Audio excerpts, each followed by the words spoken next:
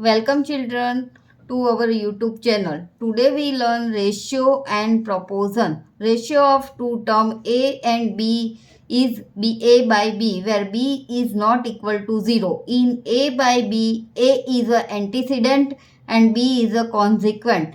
Now we learn this by some problems. Here we find the ratio of 2 kilometer to 500 meter. Now, if we find the ratio of two terms, first we convert the two terms in the same unit. Therefore, 2 kilometer is equal to 2000 meter. Now, ratio is equal to 2000 meter divided by 500 meter. Cut 0 cut 5 4s are 20 is equal to 4 by 1 is equal to 4 raised to 1, our answer.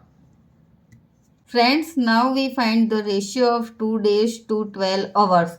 Therefore, 2 days is equal to 2 multiplied by 24 hours.